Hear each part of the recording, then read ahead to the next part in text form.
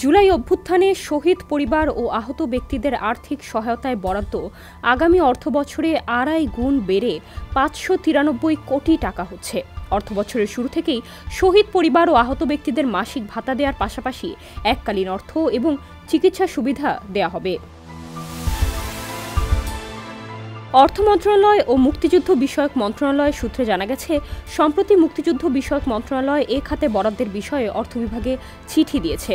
চিঠিতে শহীদ পরিবারে ও আহত ব্যক্তিদের জন্য মোট ৬৩৯ কোটি টাকা অর্থ মন্ত্রণালয়ের কাছে চাওয়া হয়। নাম প্রকাশ না করার অনুরোধ জানিয়ে মুক্তিযুদ্ধ বিষয়ক মন্ত্রণালয়ের একজন ঊর্ধ্বতন কর্মকর্তা সমকালকে বলেন, বর্তমানে এককালীন কিছু নগদ অর্থ এবং চিকিৎসায় অনুদান দেওয়া হচ্ছে। নতুন বাজেটে এর পাশাপাশি মাসিক সম্মানী ভাতা দেওয়া হবে। এসব কারণেই বাড়তি বরাদ্দ রাখা হচ্ছে। অর্থ মুক্তিযুদ্ধ বিষয়ক মন্ত্রণালয় সূত্রে জানা গেছে, গ্যাজেটভুক্ত জুলাই শহীদ পরিবার ৮৩৪টি। এর মধ্যে চলতি অর্থবছর ৮২৬ পরিবারকে ১০ লাখ টাকা করে এককালীন সহায়তা দেওয়ার জন্য বাজেটে ৮২ কোটি ৬০ লাখ টাকা বরাদ্দ রাখা হয়।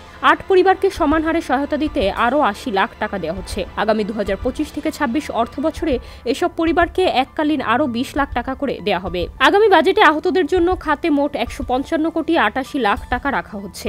এর মধ্যে এ ক্যাটাগরির ৪৯৩ জনকে মাসিক সম্মানী দেওয়া হবে ২০,০০০ টাকা করে। যারা পুরোপুরি দৃষ্টিশক্তি হারিয়েছেন বা শারীরিক প্রতিবন্ধী হয়ে গেছেন তাদের অতি গুরুতর বা এ ক্যাটাগরি হিসেবে বিবেচনা করা হচ্ছে।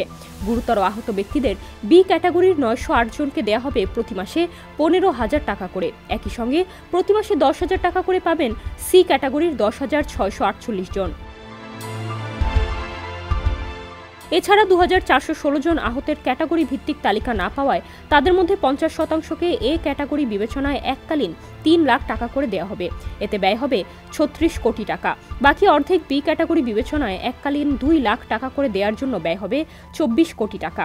সব মিলিয়ে ক্যাটাগরিবিহীন ২,৪১৬ আহত যোদ্ধার জন্য আগামী বাজেটে ব্যয় হবে ১১১ কোটি টাকার কিছু বেশি। ডেস্ক রিপোর্ট, সমকাল।